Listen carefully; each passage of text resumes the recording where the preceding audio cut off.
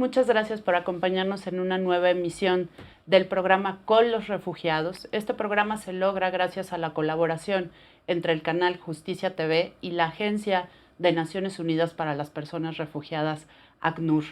Hoy vamos a dialogar de un tema del que seguramente han escuchado, leído o visto algo y que seguramente les ha causado gran conmoción. No obstante, a veces pensamos que este tema nos es muy ajeno o es muy lejano a la realidad de México. Justo hoy lo que queremos dialogar es cómo sí hay cercanías y también grandes diferencias de un tema bastante doloroso que tiene que ver con el desplazamiento forzado que se ha dado en Siria a partir de un conflicto armado que se desató en 2011 y bueno, que esto ha derivado en el desplazamiento forzado de más de 11 millones de personas, tanto al interior del país como hacia otros países. Y para ello quiero darle la bienvenida a mis tres invitados el día de hoy.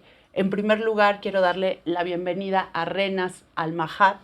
Él es estudiante de origen sirio, que está ahora en México estudiando una carrera universitaria. Ya nos contarás más, Renas. Bienvenido. Mucho gusto, muchas gracias. Sí.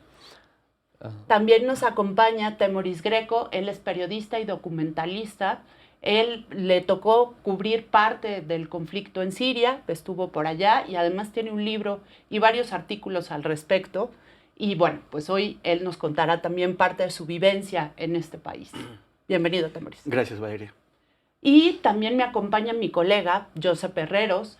Él es oficial de protección en México ahora, pero bueno, él también tuvo en otro momento la oportunidad de trabajar en Grecia, donde muchas de las personas que piden asilo o refugio están en Siria. Bienvenido, Josep. Muchas gracias. Pues sin más preámbulo, lo que me gustaría para iniciar este diálogo sobre este tema es que quienes han estado allá y en contacto con, y principalmente Renas, que tú nos contaras qué pasa en Siria, cuál es la situación que se está viviendo en Siria que hizo que tú decidieras salir de tu país. Vale, gracias, tengo un placer y un gusto que estoy con ustedes hoy. Yo nunca me imaginé que habría un conflicto armado en mi país, porque Siria como país era uno de los países más seguros del mundo, del planeta, antes de 2011. Yo vengo de una familia con mis papás, mis hermanas, vivimos en Damasco. En 2011 había protestas contra la corrupción, contra el gobierno, querían que arreglar la gente querían que mejorar su país y mejorar su situación, pero sin ninguna advertencia o una forma de preparancia se convirtió a una guerra civil armada, un conflicto armado. Desde los primeros días yo vi la guerra porque a mí cuando estaba la guerra en 2011 me quedé en Damasco hasta 2012 y yo vi mucha gente morir en la calle por, uh, por varias partes de la causa, por balas o bombas y así. Y pues me impactaba mucho de verdad la situación en mi país porque Siria no fue un país más tranquila, un país más tranquilo, más seguro.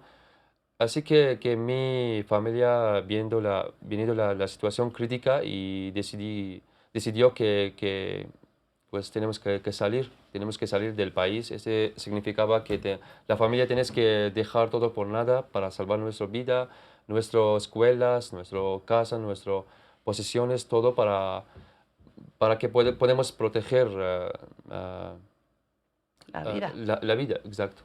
¿Cuántos años tenías cuando tuviste que salir de tu país? Yo tuve 17 años cuando estaba muy joven, como teenagers, y cuando está la guerra, fue pacífico al principio, solo protestas, pero luego se convirtió en gran guerra en Siria y no entendía de verdad, no entendía qué está pasando en mi país, no entendía por qué estamos jugando, por qué estamos luchando, por qué estamos peleando entre nuestro mismo, ¿sí?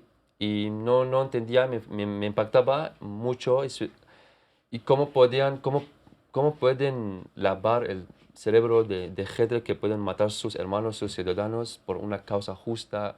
No entendía de verdad. Así que mi familia decidió que mejor que tenemos que dejar todos y salir de todo el país porque ya no hay resolución o no hay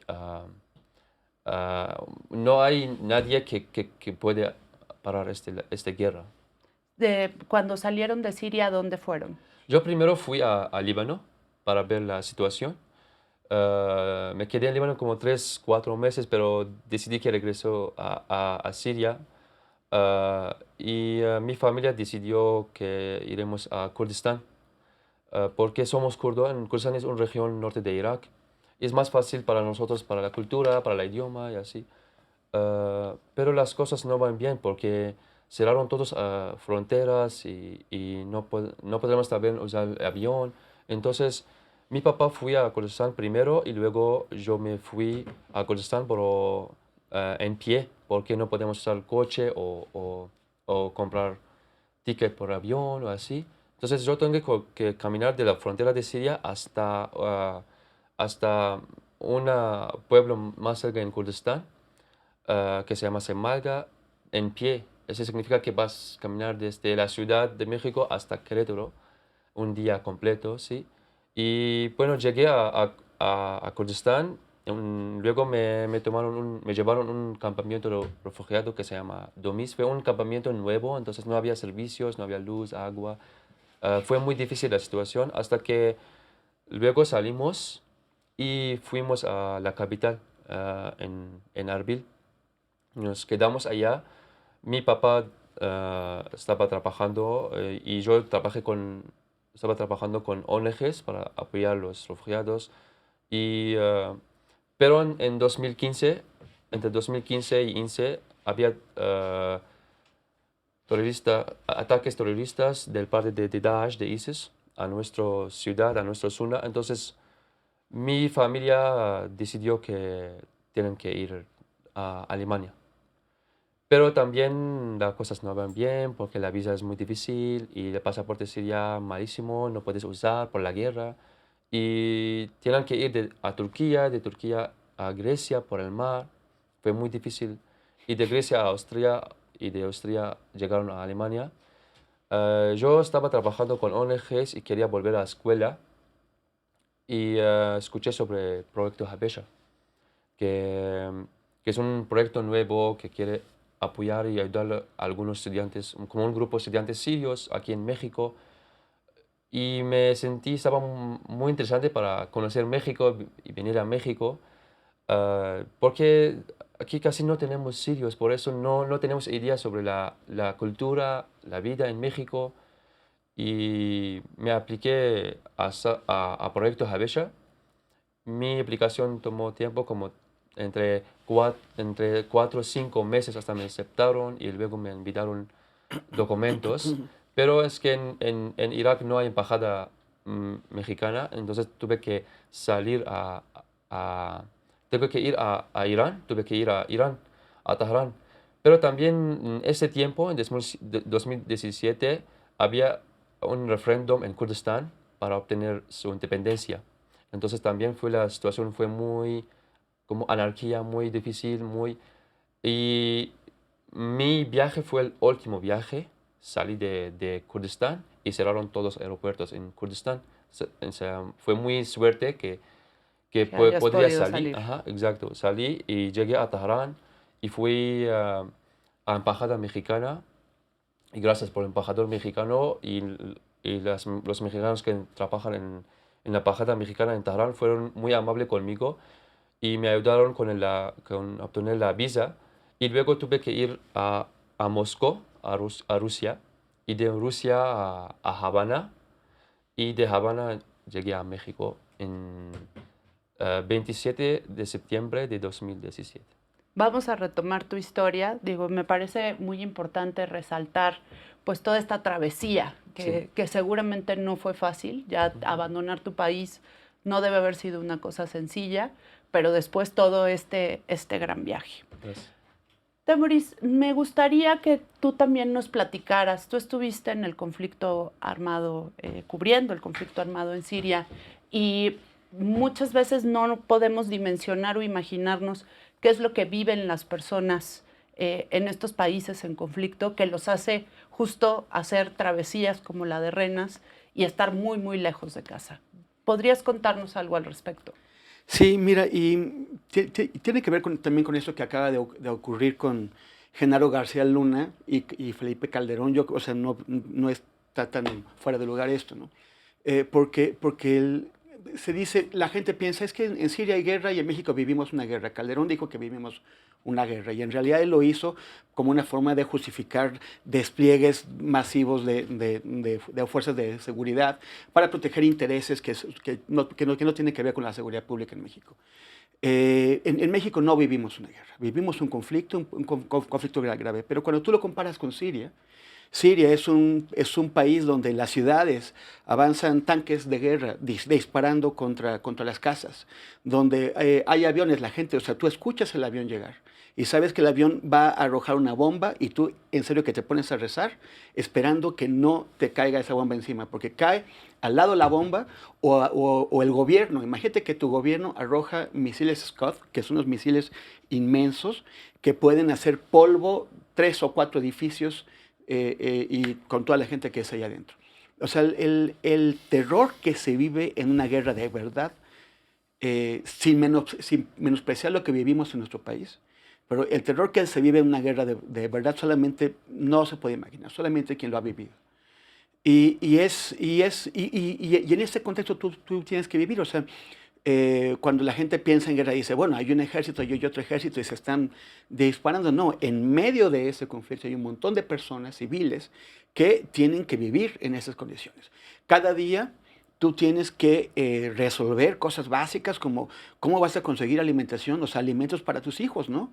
Porque además tienes hijos que son niños, que están llorando, que quieren jugar, que quieren salir, que no saben por qué tienen que estar encerrados en un sótano.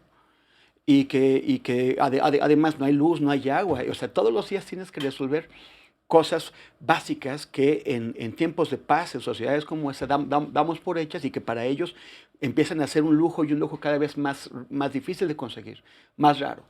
Y en donde además tú nunca sabes, o sea, tú puedes vivir en una zona en donde en un momento está controlada por un grupo armado, que puede ser un grupo insurgente o un grupo islamista o un grupo del ejército o grupos de milicianos o grupos de suníes o grupos chiíes. Y entonces, y el día siguiente te despiertas después de otra noche de bombardeos y resulta que los que dominan ya tu zona es otro grupo que están buscando a la gente, que están buscando a los hombres jóvenes para asesinarlos porque creen que probablemente estuvieron con el otro grupo y están buscando a las mujeres para violarlas o en el caso de Daesh, de Estado Islámico, para utilizarlas como esclavas sexuales para casarlas a la fuerza con combatientes. Entonces, es una situación de pavor y la gente entonces tiene que irse. Yo estuve, incluso he publicado algunas fotografías en departamentos de Alepo, departamentos de clase media, en zonas bonitas, en Isá, en la colina de Isá, donde las paredes están destruidas, donde todavía vi la ropa de la gente que sacó lo que pudo del closet, lo acomodó en la maleta que halló, y ves muñecas tiradas, ves los juguetes. La gente que salió en el momento en que menos lo esperaba, tuvo que salir. Y que para escapar de ahí tiene que cruzar zonas de conflicto. O sea, por ejemplo, entre la frontera, entre Alepo y la frontera, que son 80 kilómetros, algo así, tú puedes tener que cruzar zonas dominadas por 3 grupos distintos. Y después llegas y los turcos, o sea, que es el siguiente país, ya han recibido demasiados refugiados y no te quieren dejar pasar. Y se hacen unas bolsas de miles de personas intentando cruzar la frontera, gente que viene, que son familias, miles de familias y que tampoco tiene cómo resolver el tema de la alimentación. Pasas la frontera y descubres que llegas a una zona en donde en realidad la gente ya ha recibido demasiados refugiados y no te quieren ahí, y el gobierno no te quiere, y las cosas no funcionan, y tu objetivo es llegar, o sea, el camino hasta que lleguen a un país seguro, que ellos esperan que sea un país europeo, es larguísimo, son miles de obstáculos en donde va muriendo muchísima gente en el camino, gente desesperada y que además es gente como tú y como yo. O sea, en Domis, en ese campo de refugiados donde estuviste, en el Kurdistán iraquí, la gente, pues en el momento en que fui, era un campo que parecía bien organizado, mejor que muchos otros campos. Pero que en donde bueno, pues llueve y de pronto llueve demasiado y se hacen unos atascaderos ahí, los niños tienen que estar jugando, pero tú los ves y hablas con las personas y todo eso, incluso aunque no hables el mismo idioma, los sirios son gente muy amable, son muy dada a la hospitalidad y además tienen una cocina magnífica. Entonces, bueno, la gente como puede te hace algo y te recibe, intenta conversar contigo, te presenta a sus niños y los niños son bellísimos. Y dices, ¿cómo es posible? O sea, es que eso podría ocurrir. O sea, era lo que comentaba Renas hace un momento. Cuando empezaron las protestas, que eran protestas pacíficas, el gobierno envió al ejército a reprimir a sangre y fuego esas protestas. Ya lo habían hecho muchas veces antes. De hecho, el papá de Bashar al-Assad, que es el actual presidente, el papá Hafez, ya había reprimido brutalmente insurrecciones y había acabado con ellas sobre la vía de la violencia. Voy a tener que hacerte una pequeña interrupción. Vamos a ir a una pausa, pero ahorita vamos a retomar para que Temoris concluya la idea y darle la palabra a mi colega también, Joseph, que nos cuente cómo es la atención que se le da a las personas que vienen de un conflicto armado en los países que los reciben.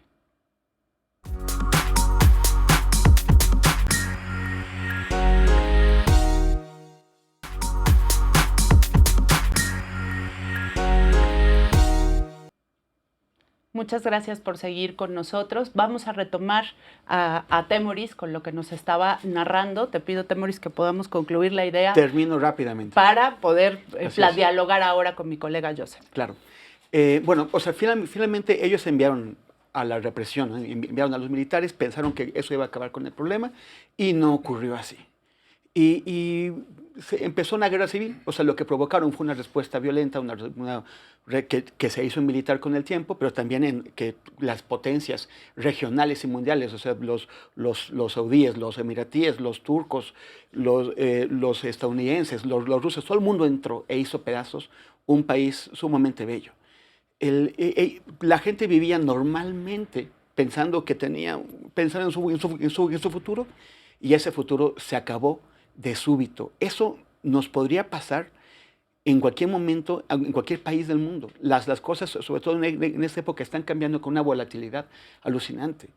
Y eso mismo debería animarnos a ser solidarios, a pensar en que darle la mano a un migrante, darle la mano a un refugiado, es darnos la mano a nosotros mismos y que nosotros en un momento dado podríamos hallarnos en la misma situación. Joseph, después de haber escuchado el testimonio de Renas y lo que nos comenta Temoris, tú que has trabajado en ACNUR y que has estado en varios países, ¿cómo es que la agencia, que esta agencia internacional atiende? Digo, entiendo que es diferente, por ejemplo, la migración o las personas solicitantes de asilo en México a una persona que viene de un conflicto armado y después de un trayecto como el que ha tenido que hacer Renas. ¿Cómo se da esa atención de una persona que viene de un conflicto armado? Lo principal es que las personas que huyen de violencia y persecución encuentren seguridad y protección y bienestar. En Siria hablamos de millones de personas. Como decías antes, en Siria el conflicto ha desplazado a más de 12 millones de personas. 6 millones internamente en Siria se han desplazado dentro de su país y más de 5 millones han buscado protección en países vecinos. Y a veces un tema muy importante de Siria es recordar un poco la historia, ¿no? Siria fue en su momento muy hospitalaria con refugiados europeos. Fue muy hospitalaria en los años recientes, hace pocos años, con refugiados iraquíes. Y Y al final lo que le pediría a todos los países es que sean tan solidarios con los sirios como los sirios han sido con refugiados europeos e iraquíes. La gran mayoría de población siria buscó protección en los países vecinos, Jordania, Líbano, Turquía, países que ya por sí enfrentan muchas dificultades, como es el caso del Líbano. En Líbano hoy día 1 de cada 6 personas es refugiado sirio. Y ya las capacidades de países como Jordania, Siria y Jordania, Líbano son limitadas, lógicamente. En el caso de Turquía, Turquía ha recibido más de 3,5 millones de refugiados sirios. Al final también las capacidades de países vecinos se agotan también. Y las posibilidades de las personas refugiadas de tener autosuficiencia y tener estabilidad también son limitadas.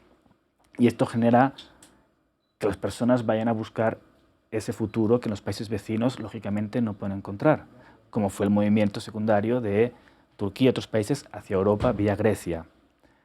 En Grecia al principio fue rápido, la gente llegaba, se registraban y continuaban hacia Alemania, pero en marzo 2016 Europa implantó las restricciones en la frontera, significando que las personas no podían continuar de Grecia a otros países de la Unión Europea. Y esto generó el caos absoluto, que sigue hoy día.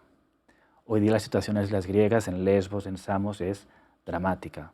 Los centros de recepción de estas islas tienen 3-4 veces la capacidad que pueden. Y esto te genera muchísimos problemas. Yo lo que recuerdo de Grecia era muchas familias sirias pues, que estaban todavía con el trauma de haber huido de sus casas de un día para otro, haber perdido todo su futuro, y llegaban a Grecia pensando que iban a llegar a Alemania y se encontraban perdidos en un campo, en una zona perdida de Grecia, en un país que no entendían, un idioma que no hablaban, sin saber cómo habían terminado allá. Y eso generaba problemas muy, muy fuertes para la población. Y los niños, los hombres, muchos temas de salud mental, de todo el estrés que habían vivido en el país de origen por la guerra y en el trayecto. A todo eso, la respuesta principal de ACNUR es primero asegurar que las personas pueden obtener documentación que asegure su protección, que no sean devueltas al país donde su vida está en riesgo. Esto es lo principal, asegurar la protección y que no haya devolución donde su vida está en riesgo. Y lo segundo es que encuentren formas de recepción que les garanticen protección y acceso a los servicios básicos y esenciales. Repito, si la gran mayoría te oyen a países como vecinos, los servicios colapsan. Y ahí es muy importante y es parte de la idea del Pacto Mundial de Refugiados buscar respuestas más predecibles y con más corresponsabilidad internacional. Lo que no puede ser es que toda la carga recaiga en países vecinos como Libia, Jordania, Turquía, pues las capacidades son limitadas, y que haya una mayor corresponsabilidad y solidaridad del resto de países en formas de financiar a los países que están recibiendo gran carga y de asegurar rutas legales secundarias que permitan a las personas poder ir a otros países. El caso, aunque es un pequeño ejemplo, el caso del proyecto Abesha es un buen ejemplo. Ofrecer rutas legales de que jóvenes refugiados puedan llegar a México a continuar sus estudios universitarios. O si no, como ocurre con Europa y países del norte, Canadá, todavía en Estados Unidos, formas de reasentamiento, reasentar refugiados de estos países a países del norte donde tengan más opciones de integración local.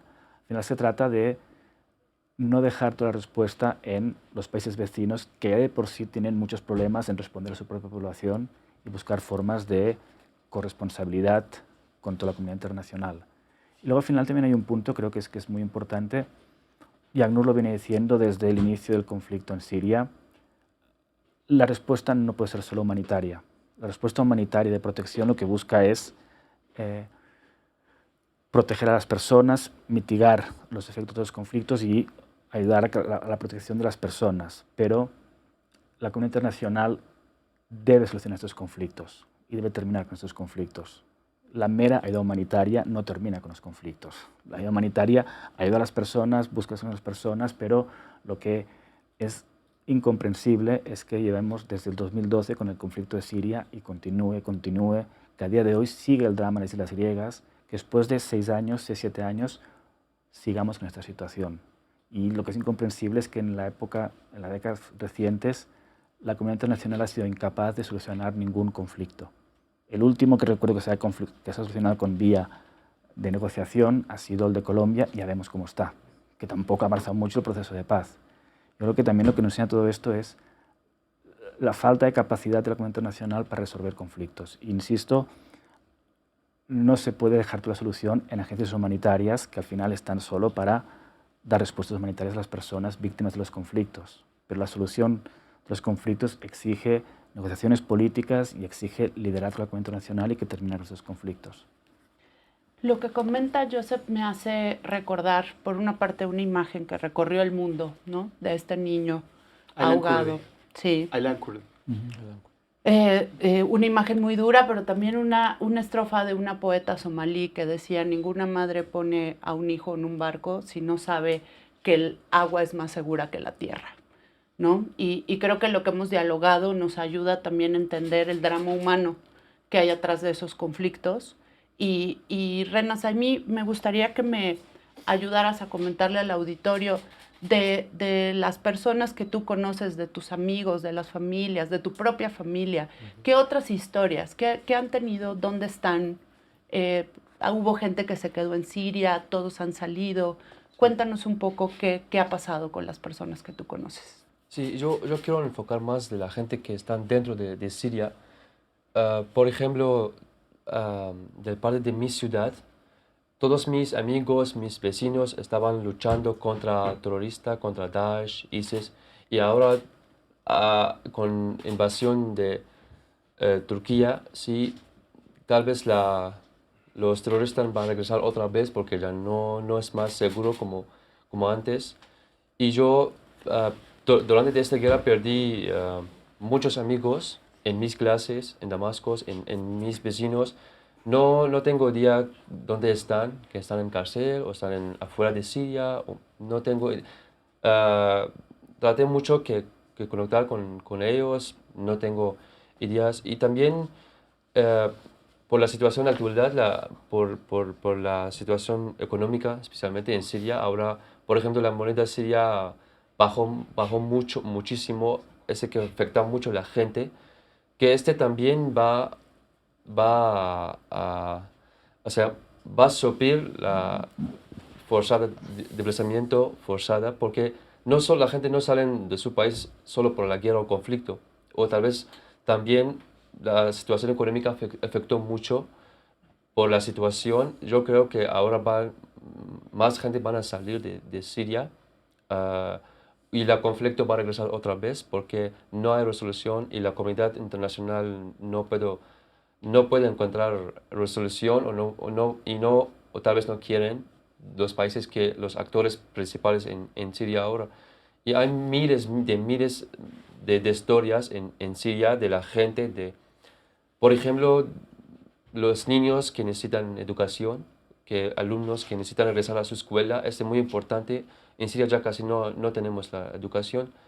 Casi todos los alumnos no pueden llegar a su escuela porque no hay escuela, o porque se convirtieron a una base militar, o porque no hay dinero que paguen a los profesores o maestros o sus familias.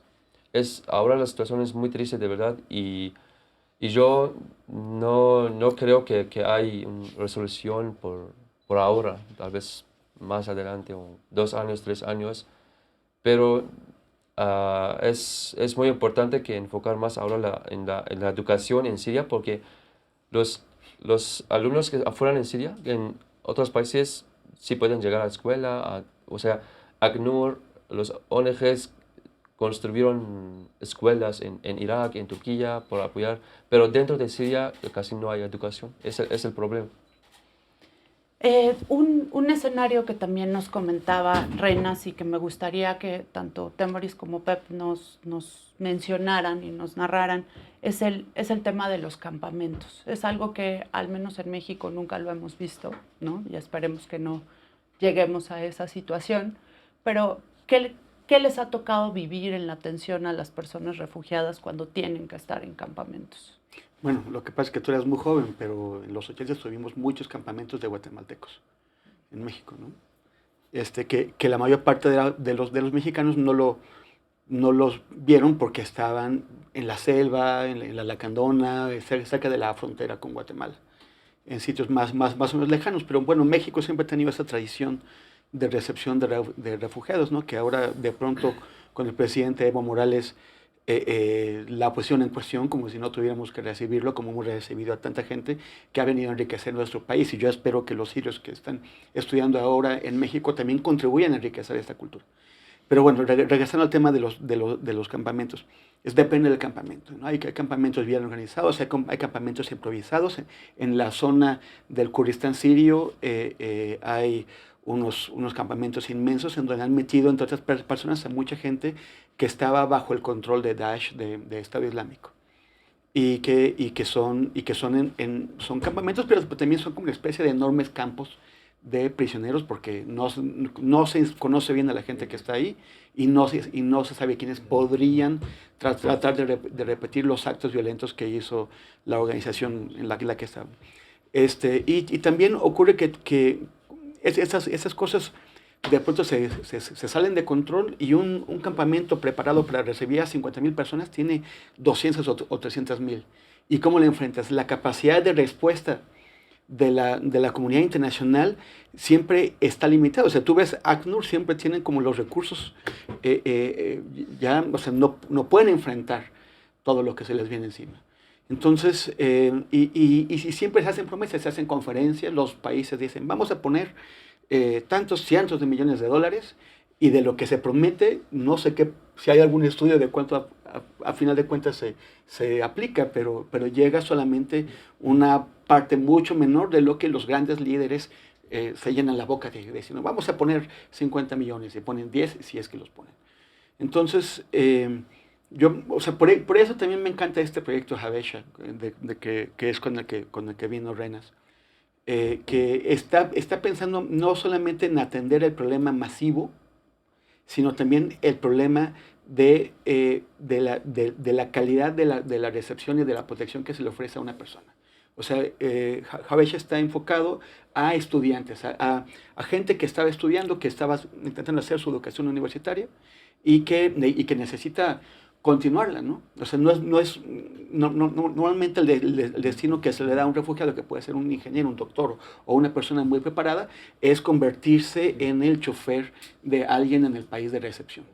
Y ahora lo que les están abriendo es la posibilidad de llegar a satisfacer sus objetivos profesionales en un país al que también le van a dar mucho, al brindarnos parte de su cultura, de su experiencia y de sus conocimientos. Joseph. Un campamento de refugiados nunca es una buena solución. Y ACNUR, por política, no promueve que haya campos. Si existen, bueno, trabajamos, pero el objetivo es que la gente no esté en campos de refugiados o esté el menos tiempo posible. Los campos de refugiados corres el riesgo de crear guetos y de que se vuelvan eternos, ¿no? Tú tienes situaciones en África de no hijos que han nacido en campos de refugiados, nietos, es decir, que sus abuelos eran refugiados, sus padres y ellos. Eso es dramático. Es decir, lo que tiene que buscarse es que pueda haber centros de recepción como para que la gente llegue, se registre, tenga documentación y luego que se pone a integrar con la comunidad receptora en sus pueblos y en sus ciudades. Los campos en Grecia sí había en las islas centros de recepción, que en teoría era de tránsito, pero por los problemas administrativos, documentación, hay gente que puede estar meses, incluso más de un año en esos campos, con una sobrepoblación tremenda. Y luego había en la península ya campos propiamente, que a menudo están muy aislados, están fuera de la ciudad, están en zonas rurales, donde están lejos de todos los servicios, escuelas, hospitales, y acabas creando, aunque sean abiertos y la gente puede entrar y salir, pero acabas creando guetos en lugares aislados. Y si hay la población correcta para que el campo está diseñado, puedes ofrecer servicios básicos. A mí, por ejemplo, de mi trabajo que hacíamos en Grecia, me parecía esencial que todos los campos tuvieran espacios para los niños, escuelas, espacios para las mujeres. Tú puedes crear condiciones que hacen que la estancia en el campo sea llevadera, pero nunca será buena. Es decir, un campo de refugiados es un paréntesis en la vida de las personas, porque no hay futuro. no hay planes de integrarte localmente. Es un paréntesis donde la gente espera, y puede esperar años. Y esperar es lo peor que puede pasar para una persona. Para los niños nada peor que no saber qué pasará mañana. Los niños necesitan estabilidad, saber tener unas rutinas. Por eso es importante tener espacios para niños en los campos, pero si vives en un campo no sabes qué va a pasar contigo mañana, semana siguiente, cuál va a ser tu futuro. Y luego desde ACNUR lo que se promueve siempre es una política de no campos, de que la gente se pueda integrar rápidamente en ciudades. En Grecia trabajamos un proyecto de ayuda financiera a los refugiados y moverlos rápido a apartamentos en ciudades, con las limitaciones que tiene un programa en cuanto a números. No puede ser para todos, pero para el mayor número posible, y que ya una vez en las ciudades ellos mismos se integraran localmente y fueran autosuficientes. Voy a tener que interrumpirte un segundo. Retomamos el tema de Grecia para ver qué pasaba después de los campamentos. Vamos a una pausa.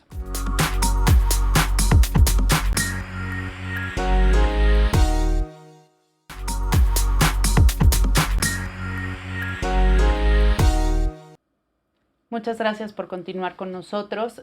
Estamos en una emisión más de Con los Refugiados. Vamos a retomar lo que nos comentaba mi colega Josep Herreros en relación a qué pasaba en Grecia y cómo se hacía esta transición de las personas que estaban en campamentos hacia lugares mucho más seguros y dignos. Bueno, primero era ACNUR, el programa que teníamos para promover apartamentos para refugiados en zonas urbanas era para 25.000 beneficiarios. Y tú tenías en Grecia 50, 60.000 refugiados. Y al final son programas que lamentablemente no alcanzas a cubrir a toda la población. Pero la gente, una vez está en ciudad, ya interactúa con su barrio, interactúa con la escuela, con el hospital, con la tienda. Aun economías con tantas dificultades como la griega, van encontrando sus posibilidades, establecen sus redes comunitarias y se van integrando y ya pueden ganar mucha autosuficiencia. Al final, el sector más solidario es la comunidad, son los vecinos, son las familias. Yo en Grecia las historias que vi de familias griegas que tienen muchas dificultades acogiendo a refugiados y abriendo sus puertas, abriendo sus escuelas. Al final la mayor solidaridad en el mundo es entre comunidades, entre personas, ¿sí? Las políticas complejizan mucho, pero al final la solidaridad entre pares, entre familias, entre vecinos es lo que salva muchas vidas y garantiza el futuro de muchos. Y ahí es la importancia de que los refugiados se puedan asentar con sus vecinos, comunidades a las que ellos van a recibir mucho y van a aportar muchísimo. Y esto lo hemos visto en muchos países. Yo quisiera que señalara un punto adicional, que la primera región que eliminó los campos de refugiados fue América Latina. Después de las crisis que mencionabas de Centroamérica en los años 80, vino la Declaración de Cartagena, año 85, donde uno de los puntos fue ir eliminando los campos de refugiados y que los refugiados se establecieran en las comunidades, en los pueblos, en las ciudades. Yo creo que eso fue un avance importante y que tenemos que seguir en esa dirección. Muchas gracias, Josep. Renas, platícanos, ¿qué haces a tantos kilómetros de tu país de origen? ¿Cómo llegaste aquí? ¿Cómo te ha tratado México? ¿Qué estás estudiando? Cuéntanos un poco más sobre ello. Sí, cuando llegué a México en 2017, en septiembre de 2017, quería que estudiar Relaciones Internacionales, pero no podía tomar clases en inglés. Tuve que aprender español porque pues no soy intercambio, entonces voy a estudiar toda mi carrera aquí, entonces es muy importante que aprender español. Y me fui a Aguascalientes, donde está la Casa Salam en Proyecto Habesha, y de allá fui a un curso para aprender español, como entre 7 a 8 meses en Aguascalientes. Y me gusta mucho Aguascalientes, es más tranquilo, es más chiquita, es más tranquila. Y luego regresé a la ciudad para empezar mi escuela en Ibero, mis clases. Por supuesto que extraño mucho mi país y extraño mi familia, pero yo creo que también la educación como vale la pena y pues merece que trabajamos por la educación más. Ahora estoy enfocado más sobre mi carrera. Estoy ahora en el semestre 4 y estoy mejor ahora en español. Conocí conozco más sobre la cultura mexicana, tengo más amigos mexicanos. Y estoy muy contento en mi vida aquí en México, pero igual también estoy triste que está pasando en Siria. Y hay algo muy similar aquí en México y Siria, es la gente. Aquí en México la gente muy familiar y muy hospitalidad, como Siria también. Yo creo que los eh, mexicanos y gente en general en Medio Oriente, especialmente en Siria, son muy similares en casos de familia, en casos de amigos y así.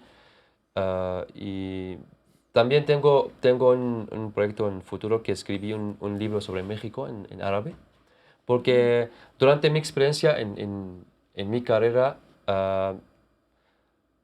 no tenemos mucha información sobre la historia de México, sobre la cultura de México en mi idioma, en kurdo y en árabe. Entonces tengo esta idea en futuro que voy a escribir un libro sobre México, sobre la historia de México, sobre la cultura de México y la gente. Y voy a hacer documentales sobre México para que gente leen y conocen más sobre México y visitan más sobre México.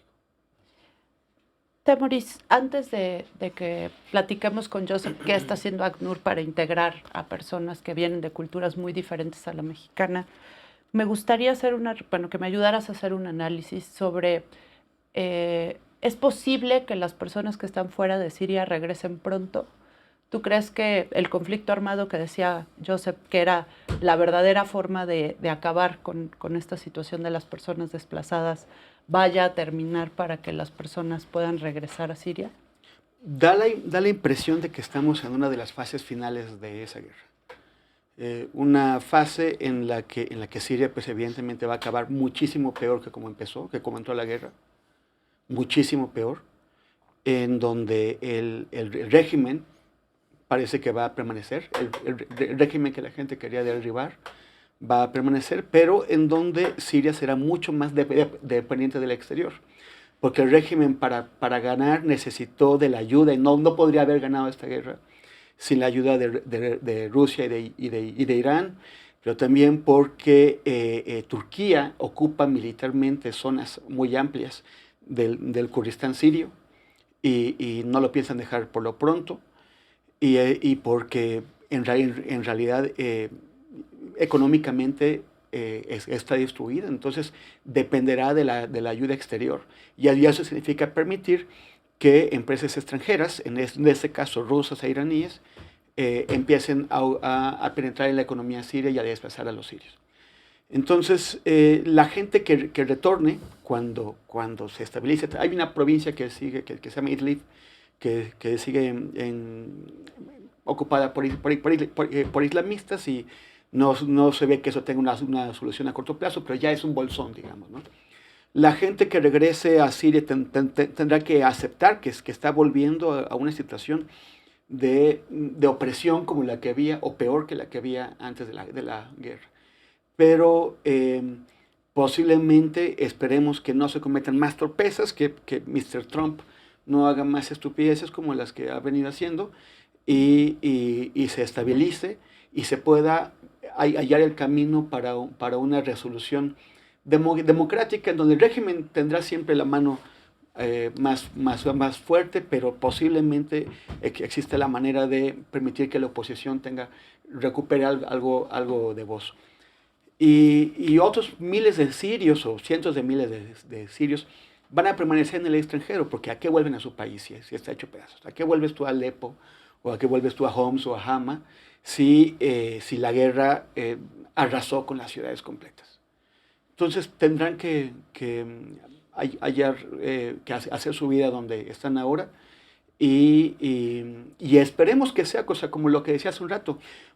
México ha sido beneficiario de esos exilios, de esos flujos de migración de refugiados que han venido. Supongo que los sirios en donde estén, en Europa, en otros países de Medio Oriente, en otros países de América, van a aportar lo suyo. Es una cultura milenaria, una cultura extremadamente rica, fascinante, y yo creo que también es una cultura de migrantes. Son Recordemos que México ya ha tenido migración siria y libanesa. De hecho, el hombre más rico de este país es descendiente de libaneses. Entonces, los sirios yo creo que en el mediano plazo sabrán integrarse a las culturas en donde están presentes. Joseph, sabiendo que la posición de ACNUR a nivel global es que las personas no regresen a su país de origen hasta que haya una situación de verdadera seguridad para ellas, ¿cuál es el plan de ACNUR con personas como Renas que están muy lejos de sus países? Como dices, la solución idónea es el retorno digno y seguro a los países de origen. Lamentablemente, tenemos décadas de no poder hacer repatriaciones masivas de refugiados porque las situaciones en países de origen no mejoran como uno esperaría. Son a veces más duras, y eso lo sabemos por experiencia en España, son más duras las posguerras que las guerras. ¿Sí? Y a medio plazo no se espera que haya posibilidad de retornos seguros y dignos a Siria en las condiciones actuales. Cuando no es posible el retorno, tú tienes o bien la integración local en el país que te otorga asilo o el resentimiento en terceros países. Pero en casos como México, que hay posibilidades de integración para gran número de personas, la integración local es una de las soluciones prioritarias. En México, si bien hemos tenido un incremento muy fuerte en los últimos años de personas que han pedido asilo en México, este año estamos ya casi llegando a las 70.000, el año pasado fueron 30.000. 70.000 en un país de 120 millones de habitantes es algo que se puede gestionar. No estamos hablando de Turquía 3,5 millones, de Líbano 500.000 o de Jordania o Pakistán, países que tienen millones de refugiados.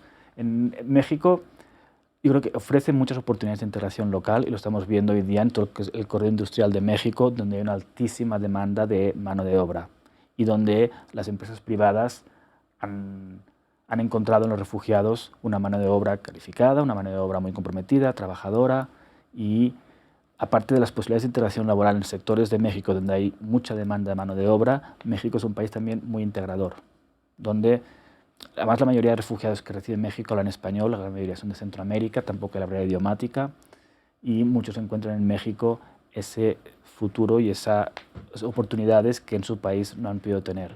Nos estamos trabajando muy fuerte en programas de integración local, sobre todo reubicación a zonas donde hay oportunidades laborales para las personas.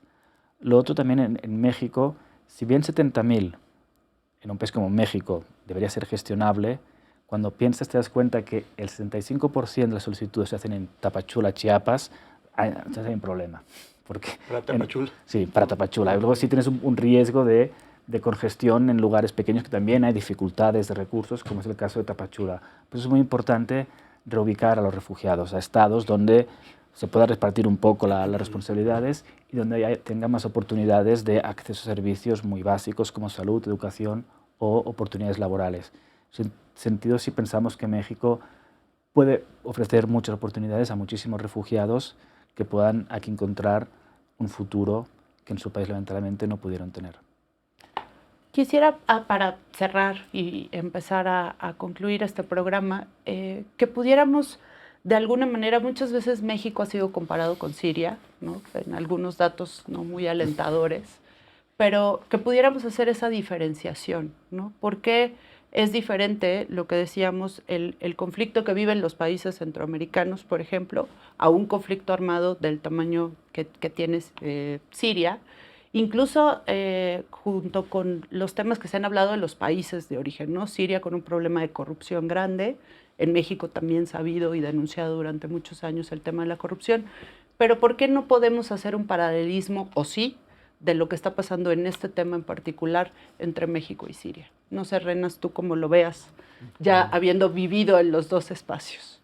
Bueno, yo creo que es diferente entre México y Siria mucho, pero al menos en México hay más democracia, mucho más de Siria. No solo de Siria, sino de Medio Oriente. Y yo creo que el debate de corrupción también no es. Aquí en México menos es de Siria, es diferente porque lo que está pasando en Siria es que todos los países árabes o Medio Oriente están bajo control de solo un partido, o un partido político, o solo una familia, entonces es más complicado, es más complejo que hacer, arreglar o cosas. Yo creo que, pues no sé, para mí como sirio, aquí en México, yo creo que México es mucho más mejor del mundo árabe en general, y especialmente de Siria, porque aquí la gente puede dar su opinión, gente puede votar, gente que pueden hablar, pueden participar en la vida política, en la vida económica, social. Entonces yo creo que pues aquí mejor de Siria. Sí, yo también. O sea, a mí me parece que el riesgo de hablar sobre esto es que parece que estamos minimizando lo que ocurre en nuestro país, ¿no? O sea, hay más democracia que en Siria, mucha más. De hecho, hay democracia en Siria, no existe, ni ha existido, nunca. Pero, pero claro que nuestra democracia tiene graves problemas. Es mucho más corrupto Siria, pero eso no significa que en México pues, no esté tremenda la corrupción, ¿no? Y por eso están las cosas así. Hay mucha violencia en México, pero si la comparamos con la que hay en Siria, pues entonces parece que decimos que en México no la hay, ¿no? O sea, no veo una, salvo la simpatía de ambos pueblos, la simpatía que tienen los sirios y la simpatía que tienen los mexicanos, realmente no veo una forma de comparar los procesos que hay entre esos países. Nos parecemos mucho más a Turquía. México y Turquía tienen, sobre todo la historia del siglo XX de Turquía y de México, hay unos paralelismos tremendos, ¿no? Ya en el siglo XXI se han separado, pero con Siria sí que no lo veo. Josep. No. Coincido, no hay comparación posible. Aparte de la hospitalidad, la simpatía, la generosidad de sus gentes, pero Siria es hoy día el mayor expulsor de refugiados del mundo, lamentablemente. Hay más de 11 millones de personas desplazadas internamente o refugiadas, y México es un país hoy día en gran parte receptor de refugiados. Luego, no son situaciones para nada comparables. Sí que en México, en algunos estados, hay situaciones de desplazamiento interno forzado. Sí que hay casos de mexicanos que tienen que intentar buscar protección en otros países, pero en números más localizados y en zonas más localizadas y más concretas. Luego no creo que hay espacio para la comparación hoy día entre lo que ocurre en Siria y lo que ocurre en México. Y es más, yo sí quiero agradecer mucho a México en todos los niveles por su solidaridad con los miles de refugiados que llegan a México, en ofrecer tanto a la población mexicana como a sus representantes políticos protección y asilo a miles de personas. Donde sí veo un riesgo de comparaciones, como decíais, con Turquía y Grecia, en el sentido de que Grecia sobre todo está entre las zonas expulsoras y Europa, destino de muchos refugiados, y México está entre Centroamérica y Estados Unidos. Y ahí pues sí es una situación compleja y creo que México lo está manejando bien, está otorgando protección a todas las personas que la piden en México y está fortaleciendo su capacidad de asilo y su capacidad de poder brindar protección a muchas personas que la vienen a pedir en México. Yo creo que el esfuerzo que está haciendo México en todas las instancias es loable, y de mi parte pues mucha gratitud hacia México por la solidaridad que muestra con los miles de refugiados. Pues muchas gracias a todos ustedes por habernos acompañado el día de hoy.